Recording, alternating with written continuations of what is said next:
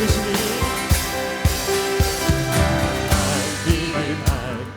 보이시니 주 앞에 빨리 나갑시다. 우리를 찾는 그 주 예수 곧 오라 하시니 다시 한번 갈 길을 보이시니 주 앞에 빨리 나갑시다. 우리를 찾는 그 주 예수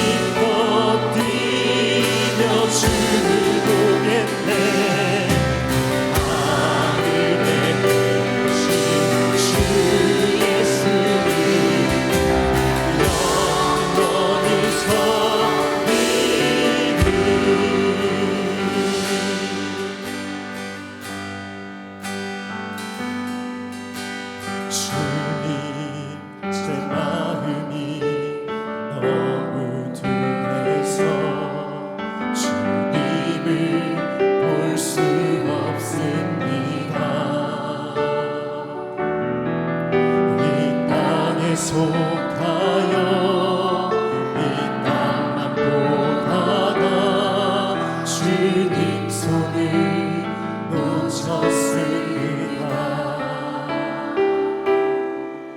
나는 나그네로 왔는데 왜 주저앉게 되었나. 나는 정직인인데 언제부터 내 삶에 주님이 되어버렸나.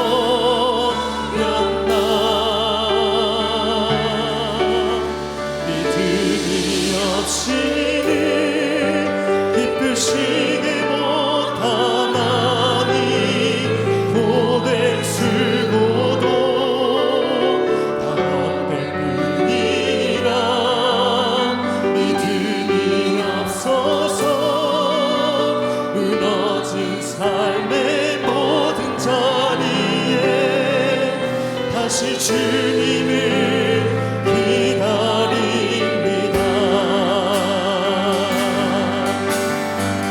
주님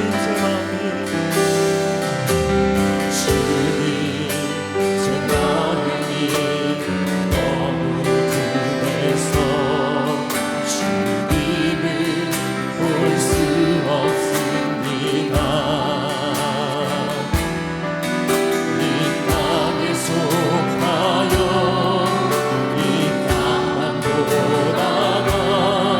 주님 손을 놓쳤습니다. 나는 나그네로 왔는데 왜 주저앉게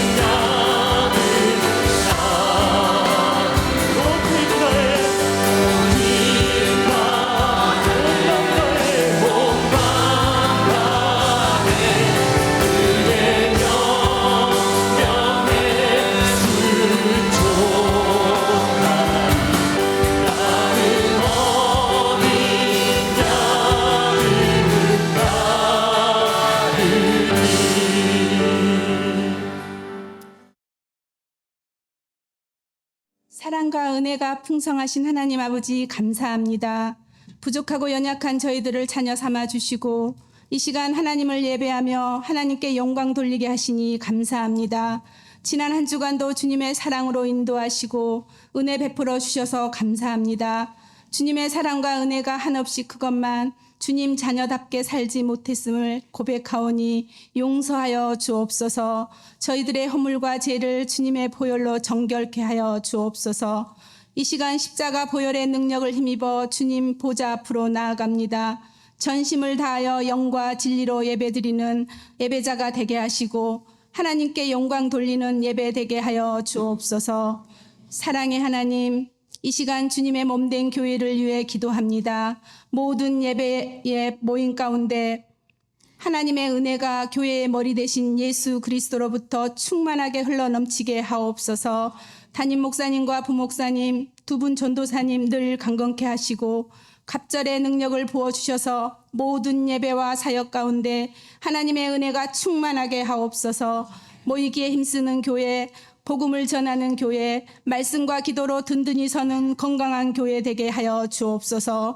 주님, 오늘은 2부 예배 후에 재직회가 있습니다. 모든 시간 가운데 주님 함께하여 주시고 모든 재직들이 참여하여 합력하여 선을 이루는 재직회가 되게 하여 주옵소서.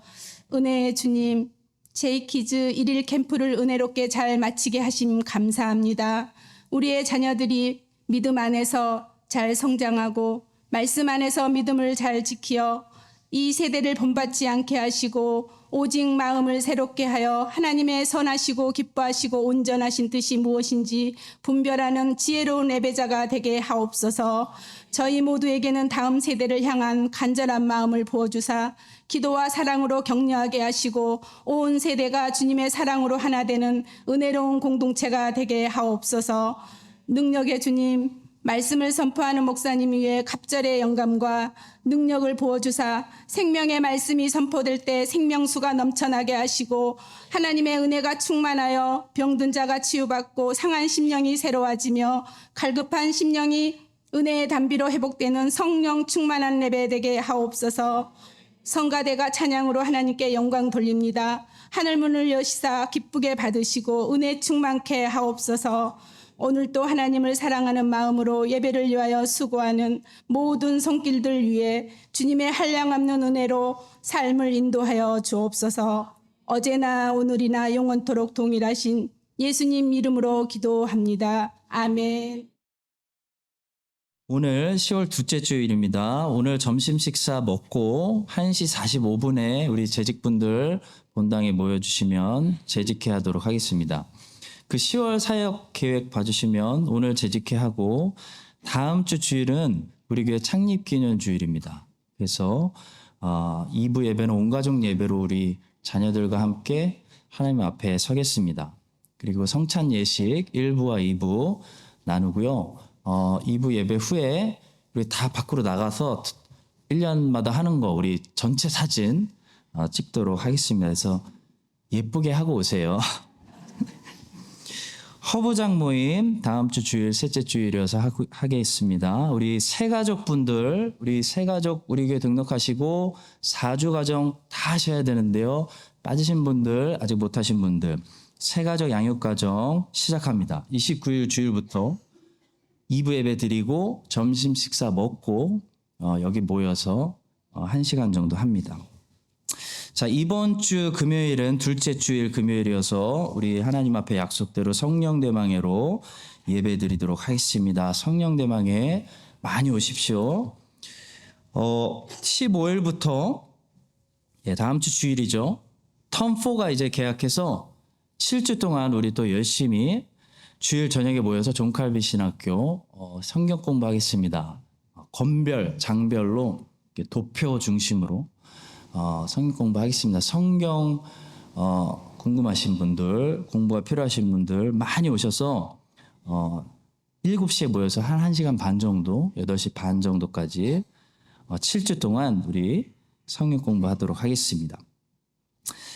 한인회가 농구대회를 준비하고 있는데요. 한인회와 우리 한인장로교회가 합쳐서 봉사로 농구대회 준비하고 있습니다. 우리 교회 팀도 나갑니다. 그래서 기억해 주시고 10월 21일 토요일인데요. 코스 스타디움에서 또 코로나 이후에 또 우리 교회가 사실 오랫동안 봉사해 왔는데 한인회와 같이 또 이렇게 코로나 이후에 우리 이민 사회가 좀 파이팅할 수 있도록 서로 격려하려고 합니다. 그래서 많이 오셔서 응원해 주시고 또 해주시기 부탁드립니다. 사무엘하 16장 1절부터 14절 우리 천천히 한 목소리로 합독하겠습니다. 다윗이 마루턱을 조금 지나니 무비보셋의 종 시바가 안장 지은 두 나귀에 떡 200개와 건포도 100송이와 여름 과일 100개와 포도주 한 가죽 부대를 싣고 다윗을 만든지라. 왕이 시바에게 이르되 내가 무슨 뜻으로 이것을 가져왔느냐 하니 시바가 이르되 나귀는 왕의 가족들이 타게 하고 떡과 과일은 청년들이 먹게 하고 포도주는 들에서 피곤한 자들에게 마시게 하려 함이니이다. 왕이 이르되 내 주인의 아들이 어디 있느냐 하니 시바가 왕께 아뢰되 예루살렘에 있는데 그가 말하기를 이스라엘 족속이 오늘 내 아버지의 나라를 내게 돌리리라 하나이다 하는지라. 왕이 시바에게 이르되 무비보셋에게 있는 것이 다 내 것이니라 하니라. 시바가 이르되 내가 절하나이다. 내 주 왕이여 내가 왕 앞에서 은혜를 입게 하옵소서 하니라. 다윗 왕이 바후림에 이름에 거기서 사울의 친족 한 사람이 나오니 게라의 아들이요 이름은 시므이라. 그가 나오면서 계속하여 저주하고 또 다윗과 다윗 왕의 모든 신하들을 향하여 돌을 던지니 그때의 모든 백성과 용사들은 다 왕의 좌우에 있었더라. 시므이가 저주하는 가운데 이와 같이 말하니라. 피를 흘린 자여 사악한 자여 가거라 가거라. 사울의 족속의 모든 피를 여호와께서 내게로 돌리셨도다. 그를 이어서 내가 왕이 되었으나 여호와께서 나라를 내 아들 압살롬의 손에 넘기셨도다. 보라 너는 피를 흘린 자이므로 화를 자초하였느니라 하는지라. 수라의 아들 아비새가 왕께 여짜오되 이 죽은 개가 어찌 내 주 왕을 저주하리까? 청하건대 내가 건너가서 그의 머리를 베게 하소서 하니 왕이 이르되 수라의 아들들아 내가 너희와 무슨 상관이 있느냐? 그가 저주하는 것은 여호와께서 그에게 다윗을 저주하라 하심이니 내가 어찌 그리하였느냐 할 자가 누구겠느냐 하고 또 다윗이 아비새와 모든 신하들에게 이르되 내 몸에서 난 아들도 내 생명을 해하려 하거든 하물며 이 베냐민 사람이랴. 여호와께서 그에게 명령하신 것이니 그가 저주하게 버려두라. 혹시 여호와께서 나의 원통함을 감찰하시리니 오늘 그 저주 때문에 여호와께서 선으로 내게 갚아주시리라 하고 다윗과 그의 추종자들이 길을 갈 때에 시므이는 산 비탈로 따라가면서 저주하고 그를 향하여 돌을 던지며 먼지를 날리더라. 왕과 그와 함께 있는 백성들이 다 피곤하여 한 곳에 이르러 거기서 쉬니라. 아멘.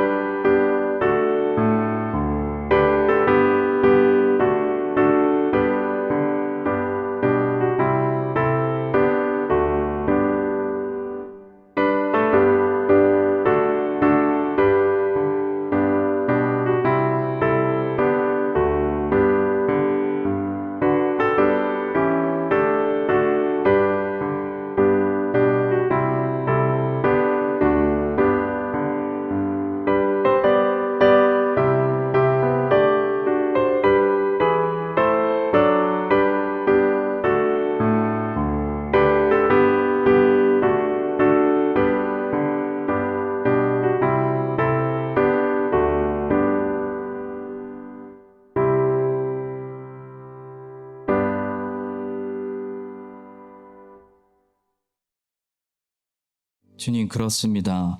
주님 없이 살 수 없다고 고백하며 저희들 모였습니다. 주님 우리와 함께하여 주시고 또 은혜 베풀어 주시옵소서. 주밖에 우리의 마음 누가 알아주겠습니까? 주님께서 우리의 마음을 평온케 하시고 주님의 그 절대 평강으로 오늘 채워 주시옵소서. 사나운 풍랑 많이 맞았습니다. 주님, 사나운 풍랑인 것이 인생이라는 것을 배웠습니다. 그럴 때도 주님 나를 버리지 않으시고 끝까지 완주할 때까지 동행해 주실 줄 믿습니다. 행복을 멀리서 찾지 않고 우리와 함께 하시는 주님을 바라보는 그런 믿음의 예배, 하나님께 영광 들리는 예배 되게 하여 주시옵소서. 주님, 주의 백성들을 칭찬하여 주시옵소서. 주의 백성들이 물질 가져오고 기도 가져오고 눈물 가져오고 몸, 헌신, 달란트 다 담아 올려드립니다. 하나님께서 받으시고 하나님의 나라가 오게 하시고 주의 백성들이 새롭게 한 주 또 드릴 수 있도록 채워주시고 새로운 은혜를 허락하여 주시옵소서. 성가대 찬양을 받아주시고 주님께서 오늘 말씀하여 주사 여기 있는 모든 분들이 하나님의 마음이 느껴지고 하나님 음성이 들리는 그런 귀한 예배 되게 하여 주시옵소서. 축복하며 예수님의 이름으로 기도합니다.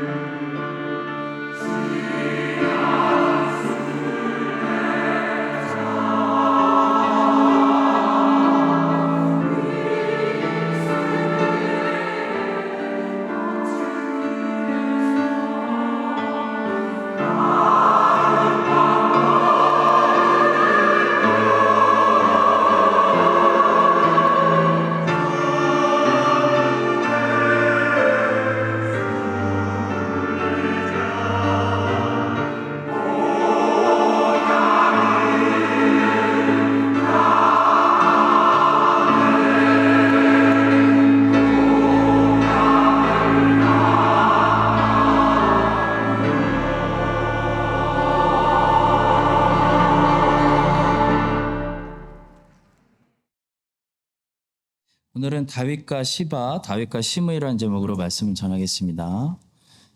16장은요, 다윗이 압살롬의 반역을 피해서 이제 예루살렘 왕궁을 빠져나와서 도망가는 길에 다윗에게 일어났던 일들을 기록한 내용입니다. 오늘 우리가 읽은 부분은 다윗이 도망가면서 시바라는 사람을 만나고 또 다윗이 시므이라는 사람을 만나는 장면입니다. 이 장면을 통해서 우리는 예수님의 모형인 이 다윗의 반응을 보면서 이런 일이 터졌을 때 배신당하고 반역당했을 때 다윗이 어떻게 반응하는지 보면서 원형이신 우리 주님의 성품을 엿볼 수 있고요. 또 본문에 등장하는 여러 사람들의 모습을 통해서 이 모습을 거울 삼아서 우리의 모습을 돌아볼 수 있게 됩니다. 오늘 본문을 가지고 우리에게 주시는 말씀 3가지 살펴보겠습니다. 첫 번째로 예수님의 긍휼하심이 얼마나 깊은지를 묵상하게 됩니다. 먼저 1절부터 4절은 다윗과 시바의 이야기인데요. 이 시바는 누구냐면 원래 요나단을 섬기는 사람이었습니다.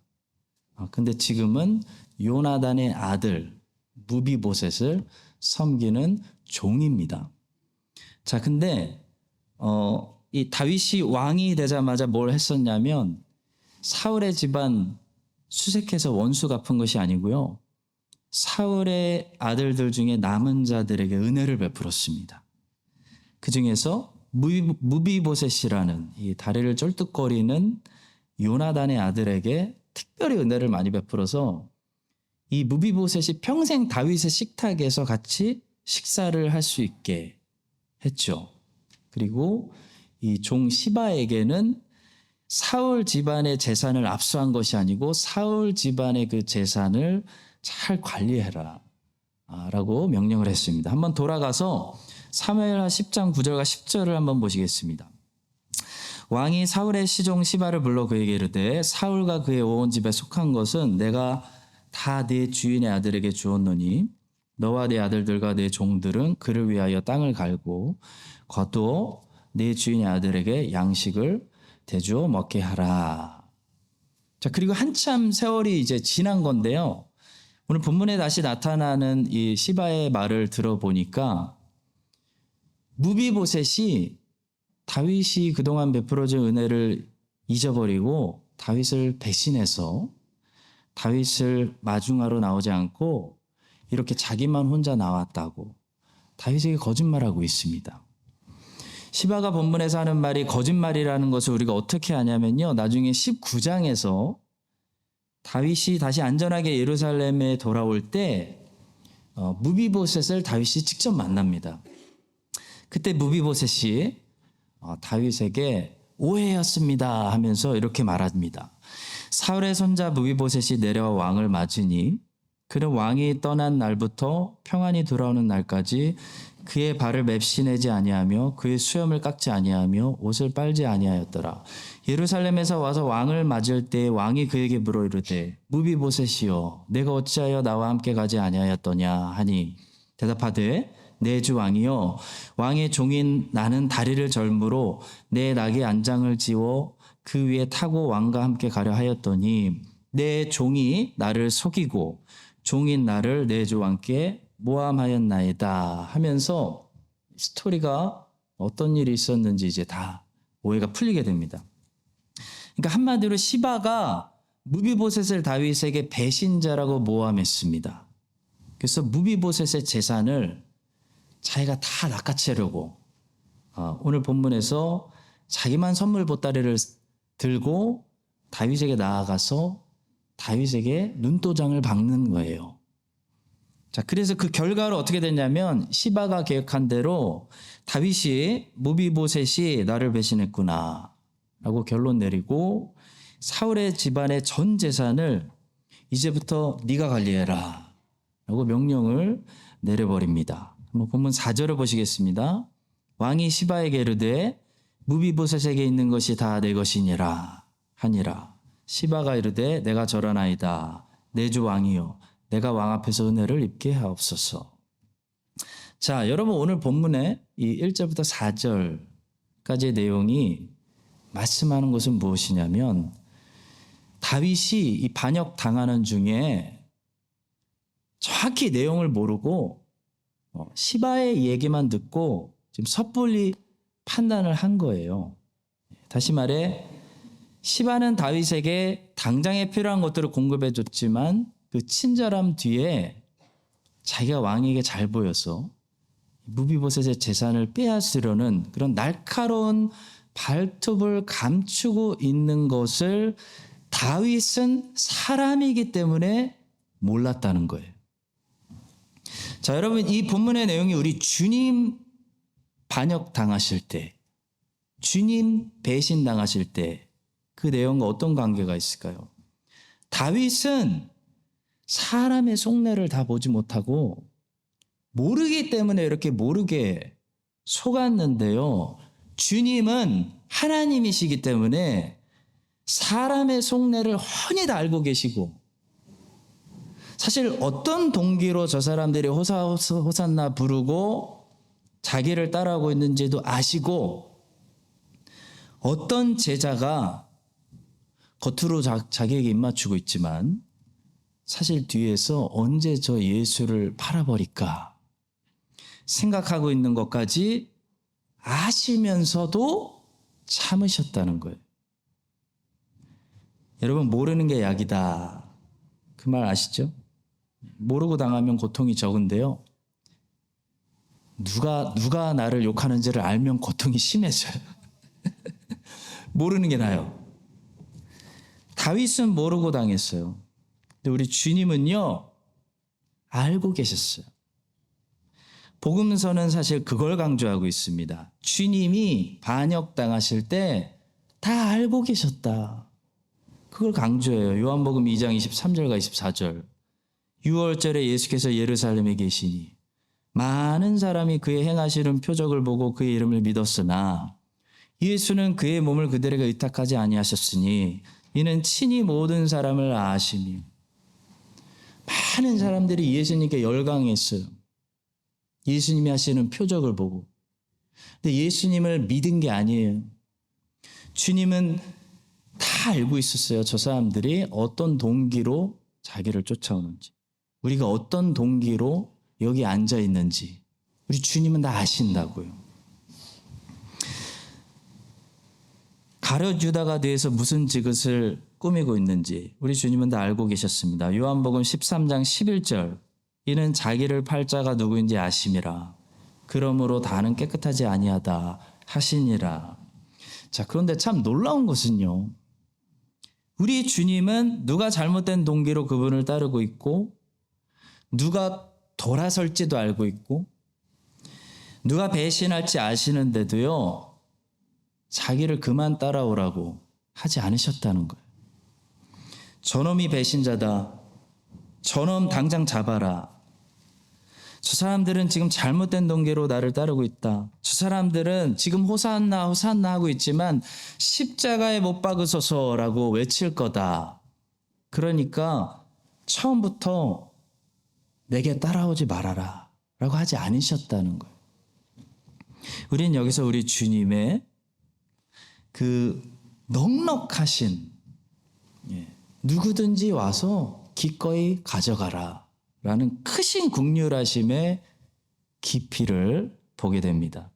누가복음 12장 24절에는 이런 말씀이 있습니다. 까마귀를 생각하라.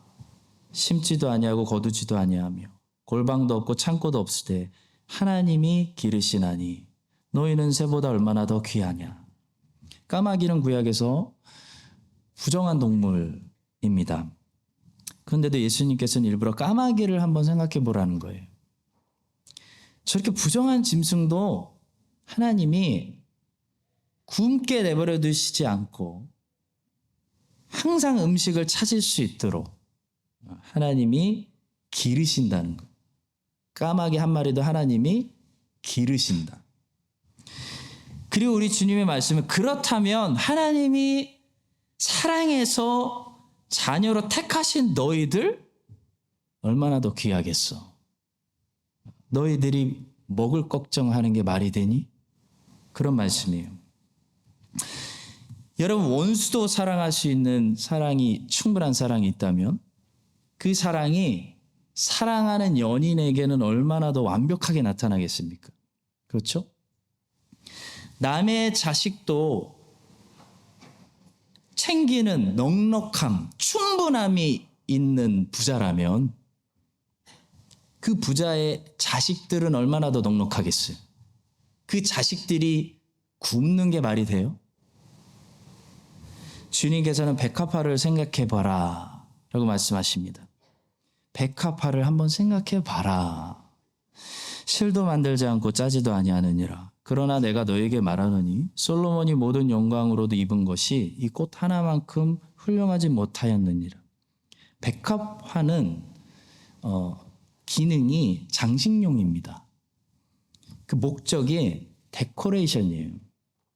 여러분, 이 말씀은 만약에 데코레이션에도 세상에서 제일 부귀했던 왕이 입었던 그 왕의 화려한 옷보다 대충 입히시는 것이 아니고 더 아름답게 입히시는, 신경 쓰시는 그런 하나님의 정성이 들어가 있다면 하나님이 사랑하시는 자녀들이 먹을 거 없어서 하나님이 대충 입혀서 굶어 죽는 게 말이 되겠느냐?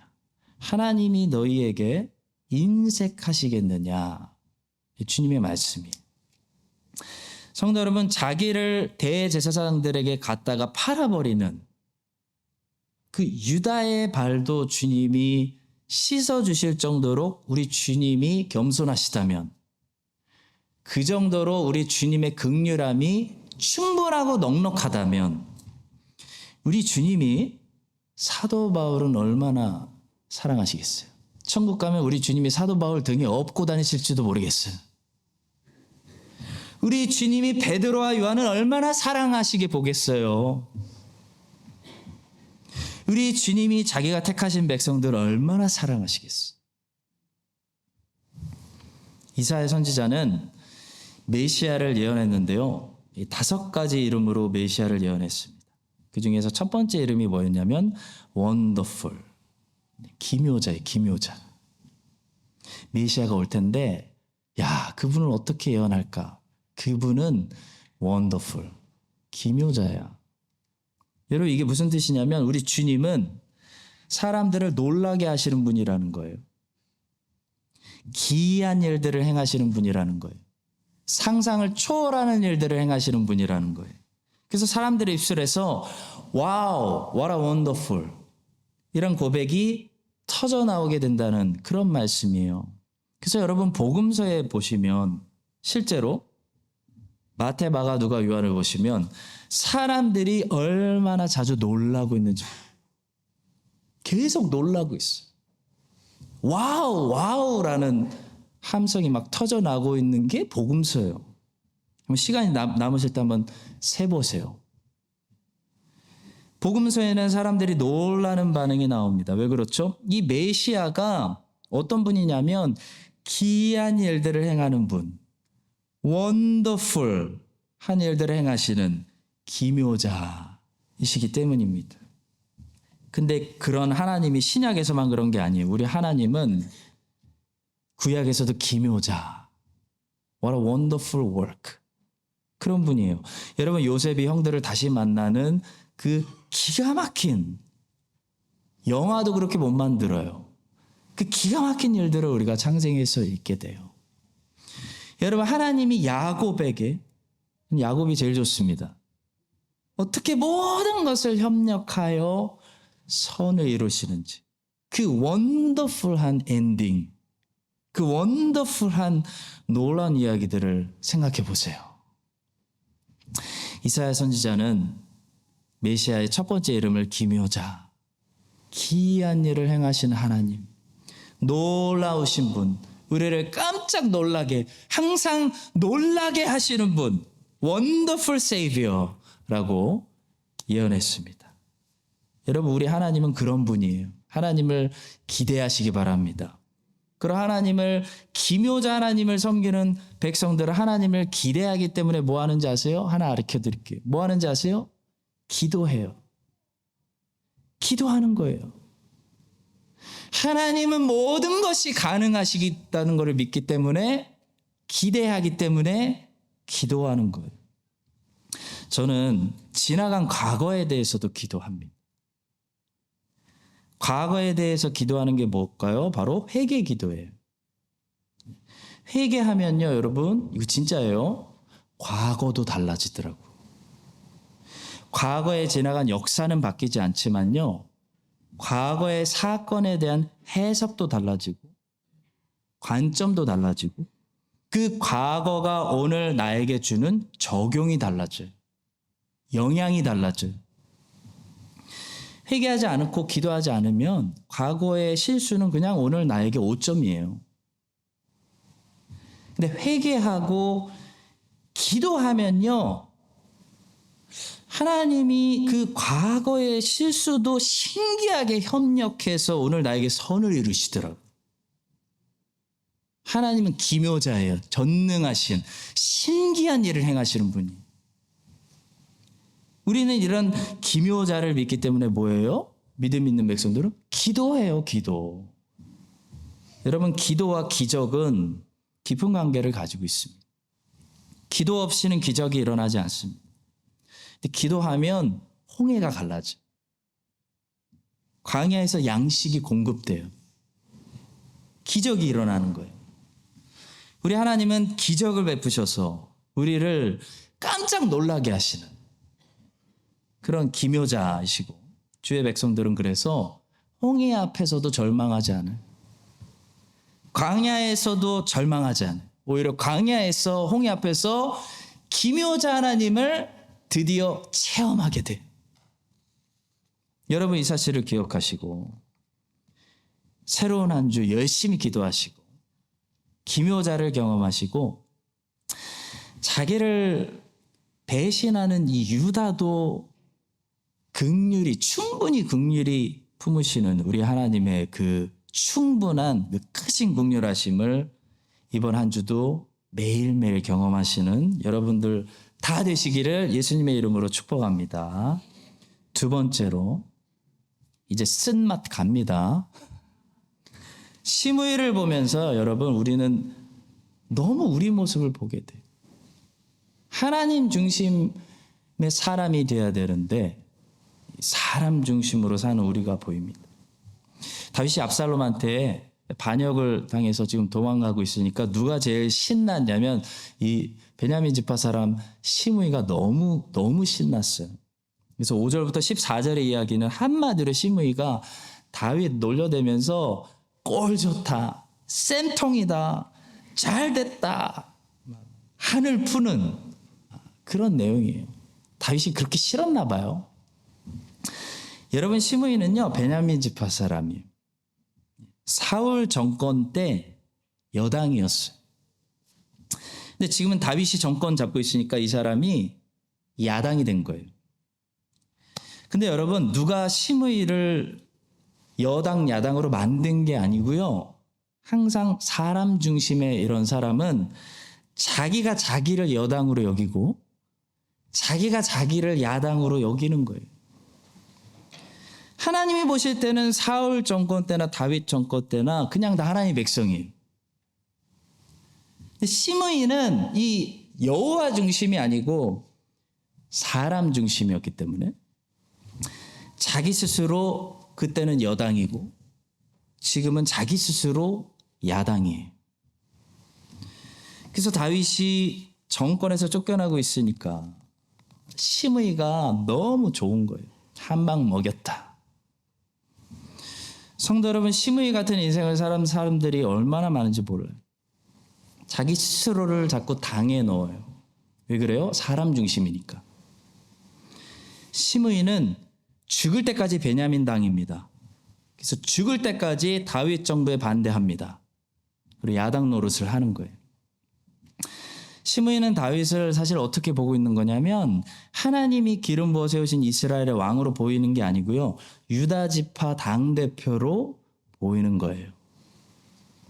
성도 여러분, 오늘날 교회 안에도 예수님 중심이 아니고 어떤 사람을 중심으로 당대표하고 있는 사람들, 당원들 얼마나 많은지 몰라요.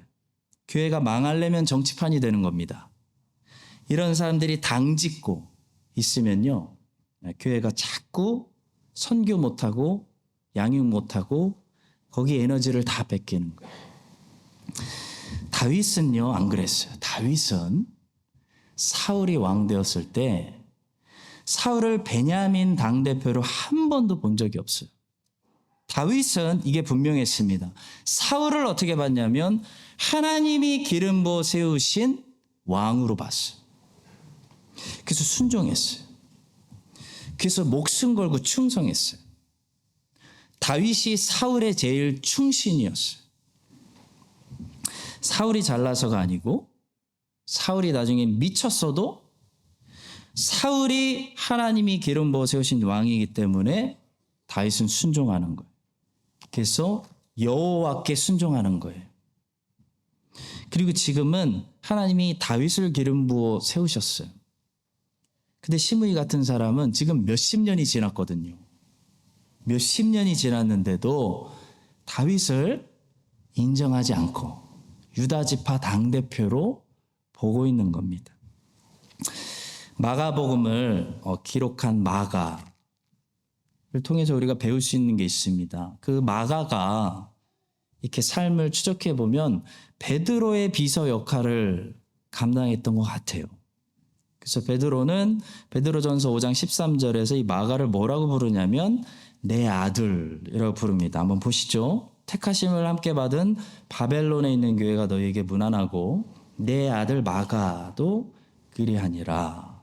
그래서 마가복음은 마가가 베드로의 설교를 듣고 성령의 감동을 받아서 쓴 우리가 복음서라고 분류합니다. 그래서 마가복음을 읽으시면 베드로 이야기가 많이 나오고 베드로의 부끄러운 모습들이 많이 나와요. 자, 그리고 바울과 함께 2차 전도 여행을 떠났던 그 빌립보 교회 감옥에 바울과 함께 같이 갇혀서 두들겨 맞았던 실라 아시죠? 실라는 바울의 비서 역할을 감당했던 것 같습니다. 근데 참 놀라운 것은요, 이 마가나 실라는 베드로 당이나 바울 당에 들어가지 않았다는 거예요. 이게 너무 우리가 칭찬할 점이에요. 어떻게 알 수 있냐면 나중에 보니까 서로 바꿔서 이래요. 마가는 바울의 비서 역할을 하고 실라는 거꾸로 베드로 비서 역할을 하는 것을 우리가 성경에서 찾을 수가 있어요. 여러분, 인간적으로 생각해 보면 실라는 바울 사람이에요. 바울 사람. 근데 실라는 기꺼이 베드로를 돕고 있어요. 베드로전서 5장 12절. 내가 신실한 형제로 아는 실로와 너로 말미암아 너에게 간단히 써서 권하고 이것이 하나님의 참된 은혜임을 증언하노니 너희는 이 은혜에 굳게 서라. 또 마가는 인간적으로 보면 완전히 베드로 제자입니다. 근데 마가는 또 바울을 열심히 도왔다는 흔적을 우리가 성경에서 찾습니다. 바울이 로마 감옥에서 얘기하죠. 누가만 나와 함께 있느니라. 내가 올 때 마가를 데리고 오라. 그가 나의 일에 유익하니라. 그러니까 실라는 바울만 돕는 사람이 아니고요. 베드로가 도움을 요청할 때 베드로도 도왔어요. 그러니까 실라는 바울을 섬긴 게 아니라 하나님이 세우신 사도를 섬긴 거예요. 마가는 베드로만 돕는 사람이 아니고 바울이 감옥에서 마가를 부를 때 직접 감옥까지 가서 바울을 도왔어요. 이들이 왜 그랬을까요? 이들은 예수 그리스도의 종들이었기 때문이에요. 반면에 고린도에는 예수 그리스도의 사람이 아니라 이 본문의 시므이처럼 베드로 중심으로, 바울을 중심으로, 아볼로를 중심으로, 특히 목회자들을 중심으로, 사람 중심으로 당을 짓는 그런 사람들이 있었어요. 그 교회에. 그래서 바울이 그들을 호되게 야단칩니다. 성령께서 바울을 통해 호되게 야단치시는 거죠. 그리스도께서 어찌 나뉘으셨느냐. 바울이 너희를 위하여 십자가에 못 박혔으며 바울의 이름으로 너희가 세례를 받았느냐. 교회의 머리는 예수 그리스도다. 책망하는 거예요. 구약에는 아사 왕이라는 유다 왕이 있었습니다. 이 아사 왕이 정치를 잘해서 신앙도 좋고 41년 동안 유다를 잘 통치했어요. 아사 왕이 통치하는 동안 아사 왕에게 하나님의 말씀을 전달해 주는 선지자가 2명 있었는데요. 그들의 이름이 아사랴와 하나니입니다.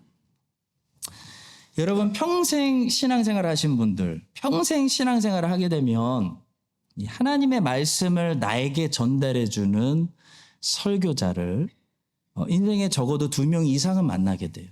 그렇죠? 아사왕도 41년 동안 통치하면서 아사왕에게 하나님 말씀을 전달해 주는 선지자는 1명이 아니라 2명이었어요. 근데 아사는 이 첫 번째 선지자 아사랴하고는 잘 지냈는데 두 번째 선지자, 그러니까 아사 말년에 하나님 말씀을 전했던 선지자 하나니하고는 잘 못 지냈습니다. 아사 왕은 처음에 왕으로 재임하자마자 대단했어요. 우상의 제단들을 다 허물고 여호와의 단을 세우고 우상 숭배 이유로 자기 모친의 지위까지 공개적으로 폐할 정도로 이 개혁을 향한 열정이 대단했습니다. 그 결과로 구스라는 나라에서 100만 대군, 엄청난 숫자거든요. 100만 대군이 쳐들어왔을 때 하나님께서 승리를 주세요. 자, 그러나 아사에게는 평생 원수가 있었는데 바로 북이스라엘의 왕 바아사 왕이었어요. 아사 왕은 이 바아사만 나타나면 약점을 드러내요. 그래서 바아사 왕을 지나치게 인간적인 수단으로 견제하려다가 하나님의 선지자를 통해 하나니를 통해서 책망을 받게 돼요. 여호와를 의지하라고. 그때 아사가 하나님이 전하는 선지자가 전하는 말씀을 받아들인 것이 아니고요. 되게 괘씸하게 생각했어. 기분 나쁘게 생각했어. 그래서 하나님 선지자를 감옥에 가둬버려요. 그리고 그 후부터 아사는 하나님께 마음이 상해가지고, 여러분 세상에서 신자가 제일 무서운 게 하나님께 마음이 상하는 거예요. 아사는 말년에 하나님께 마음이 상해가지고 하나님과 관계 흐트러져가지고 평생 하나님을 다시 찾지 않고 말년을 살아요. 끝이 안 좋아요. 여러분, 저는 이번 주에 이 아사 왕의 삶을 묵상하면서 내 평생에 저에게 하나님의 말씀을 가르쳐주고 공급해 주시는 그 하나님이 보내주신 설교자들하고 내가 잘 지내는 것이 얼마나 중요한가 하는 생각을 하게 됐습니다. 지금은 제가 설교자가 되는 바람에 제가 제 설교를 드려야 되는 그런 어려움이 저에게 있어요. 그래서 저는 여러분들이 어떤 면에서 부러울 때가 있습니다. 여러분들은 오늘은 하나님이 나에게 뭐라고 말씀하실까 기대하고 오실 수 있잖아요. 근데 저도 돌아보면 저 멜번 한인교회 지태영 목사님, 또 멜번 한인교회 주현신 목사님, 지금 한국의 과천교회 담임 목사님, 시드니 제일교회 조삼열 목사님, 또 여기 와서 최승감 목사님 통해서 하나님께서 하나님의 말씀을 나에게 가르쳐 주시고 하나님의 말씀을 저에게 전달해 주시는 하나님이 내 인생에 세워주신 이 목사님들하고 잘 지낼 수 있었던 것이 참 감사하고 그게 하나님의 은혜고 그것 때문에 제가 복을 많이 받은 것 같아요. 여러분, 그리고 다윗을 보니까요. 다윗이 왜 잘 될 수밖에 없는지 아세요? 일단 하나님의 말씀을 전달해주는 선지자들과 잘 지내요. 다윗도 하나님의 말씀을 전달해주는 선지자를 한 명만 만난 게 아닙니다. 적어도 3명을 만났어요. 사무엘을 만났고 나단을 만났고 갓을 만났어요. 사무엘하고 잘 지낸 건 이해가 돼요. 사무엘 뭐 최고잖아요. 나이 차이도 나고. 사무엘은 다윗이 어렸을 때 다윗에게 처음 기름 부었고 항상 다윗이 의지할 수 있는 그런 아버지 같은 목사님이었고요. 나단은 다윗에게 나이도 비슷한 친구 같은 목사님이었어요. 그래서 가장 성전에 대한 다윗 언약, 소금 언약, 기쁜 소식도 전해주고 바세바하고 죄를 졌을 때 친구처럼 책망해주는. 갓 선지자는 다윗에게 겁도 없이 쓴소리를 하는 그런 젊은 목사였어요. 근데 다윗은 기본적으로 뭐가 돼 있냐면 하나님의 말씀을 자기에게 전달해주는 어떤 선지자들하고도 잘 지낸다는 거예요. 누구랑만 잘 지내고 누구는 안 지내고. 그런 선지자 중심, 사람 중심이 아니라 다윗은 여호와의 말씀 중심이었기 때문에 누가 설교하는 게 중요한 게 아니에요. 그 설교의 내용, 하나님의 말씀이 무엇인지가 다윗에게는 항상 중요했어요. 여러분, 선지자들마다 보니까 아모스, 호세아 다 자기 칼라가 있습니다. 그때 내가 좋아하는 칼라, 내가 좋아하는 보이스 칼라를 쫓아가 다니시면 안 돼요. 저게 맞는 설교인지, 신학적으로 올바른 설교인지를 구별하셔야 돼요. 그렇다면 내 스타일과 좀 맞지 않더라도 하나님의 말씀이 나에게 들리는 그 설교를 들으셔야 돼요. 존 파이퍼 목사님은 이런 말씀 하셨습니다. 쓴맛과 단맛을 잘 섞고 단맛을 더 풍성하게 만드는 음식들이 있다. 음식에 단맛만 넣으면 어떻게 됩니까? 옛날에 어느 식당에 갔는데 다시는 안 가요, 제가. 너무 달아. 설탕을 너무 많이 넣어서 이게 뭐 볶음밥을 먹는 건지 설탕을 씹는 건지 구분이 안 갔어. 쓴맛도 섞여야 여러분 맛있는 것처럼 하나님의 말씀에는 단맛과 쓴맛이 있어요. 단맛만 있는 게 아니에요. 여러분, 복 있는 사람은 보니까 항상 사람 중심이 아닙니다. 복 받는 사람은 하나님 중심이기 때문에 어떤 교회를 가도 상관없어요. 고린도 교회 가도 되고 에베소 교회 가도 되고 안디옥 교회 가도 상관없어요.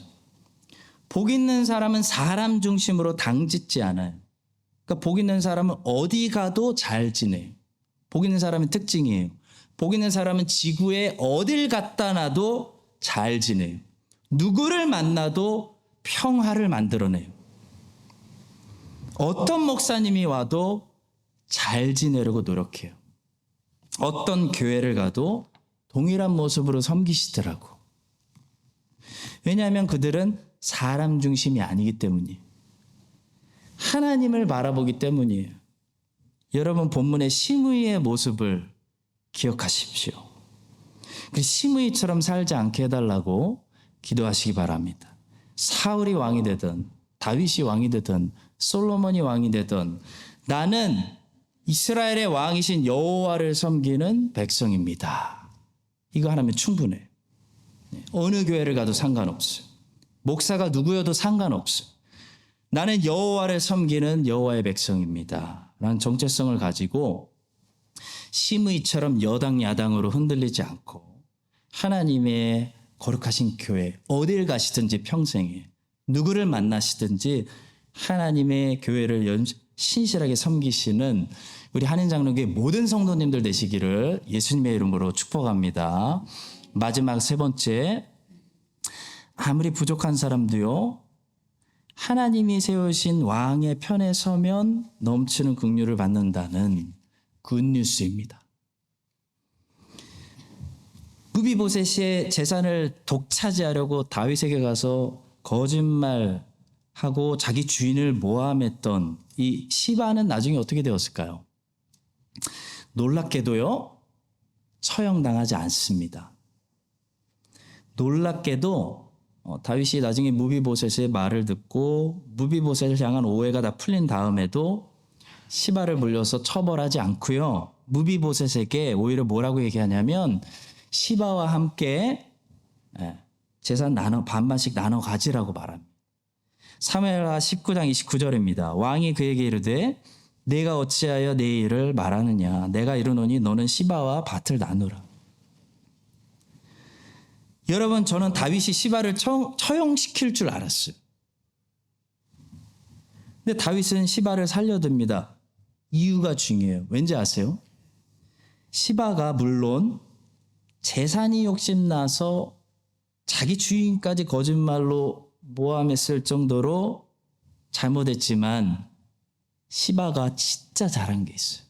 시바는 압살롬의 편에 서지 않고 반역하는 곳에 서지 않고 하나님이 정하신 왕 다윗 편에 섰다는 거예요. 다윗 편에 서서 다윗에게 쓸 것을 가져왔어요. 본문 1절입니다. 다윗이 마루턱을 조금 치나니 무비보셋의 종 시바가 안장 지운 두 나귀에 떡 200개와 건포도 100송이와 여름 과일 100개와 포도주 한 가죽 부대를 싣고 다윗을 맞는지라. 이게 중요해요, 여러분.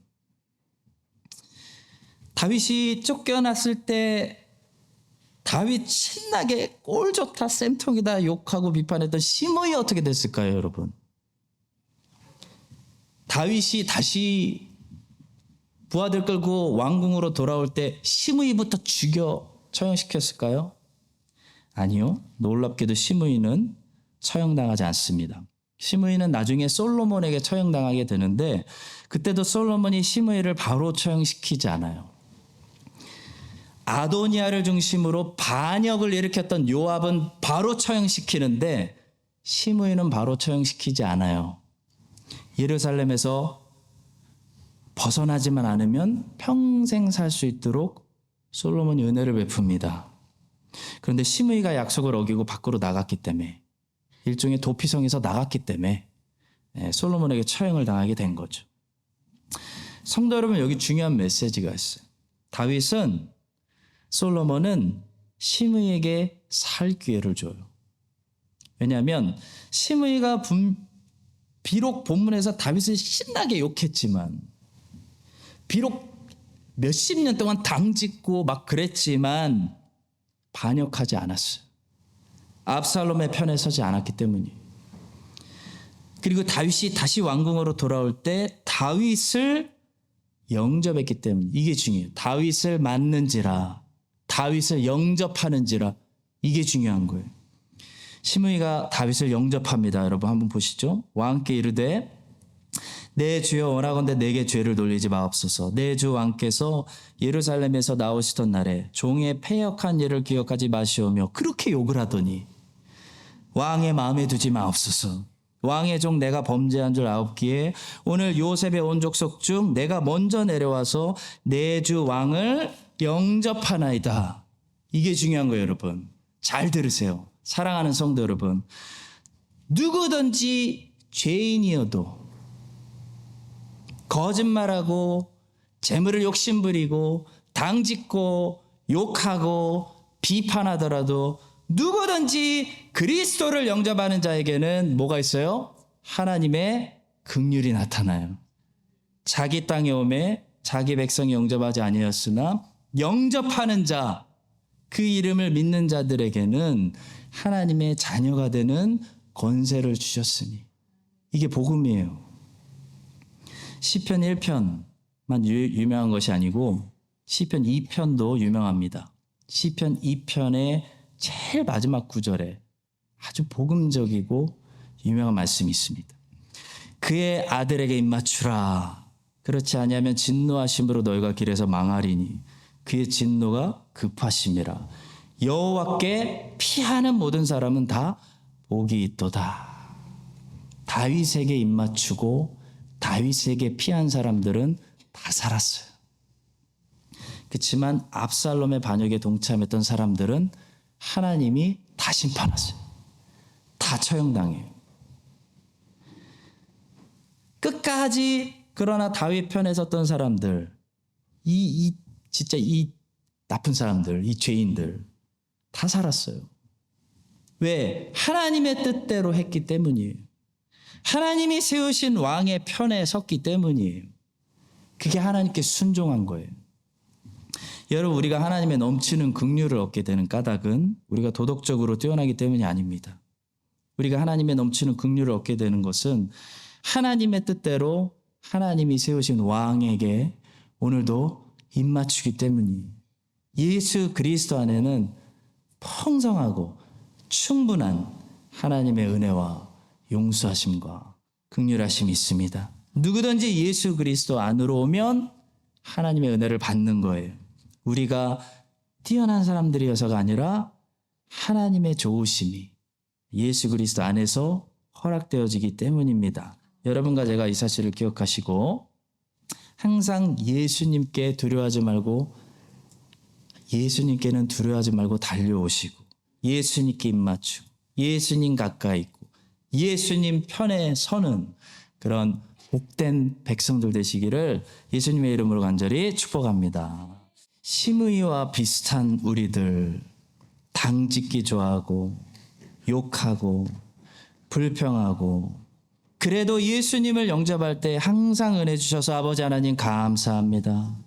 시바와 같은 저희들 욕심 많고 재물 욕심내고 다른 사람들 모함하고 거짓말까지 하는 저희들 그래도 예수님의 편에 설 때 하나님 긍휼을 부어주셔서 감사합니다.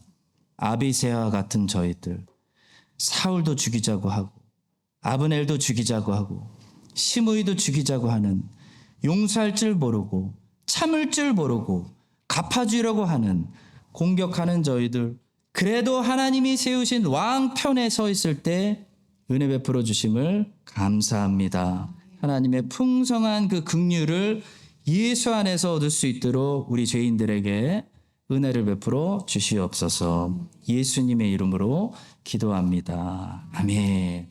이제는 긍휼이 넘치는 예수 그리스도의 은혜와 예수님을 영접하는 자들에게 신실하신 아버지 하나님의 무한하신 사랑과 예수 그리스도께로 지금도 이끄시는 우리 성령 하나님의 인도하심이 예수님 편에 서고 예수님 안에 있기를 소망하는 부족하지만 모든 하나님의 은혜 받은 주의 백성들 위해 이제부터 영원까지 함께 하시기를 간절히 축원합니다. 아멘.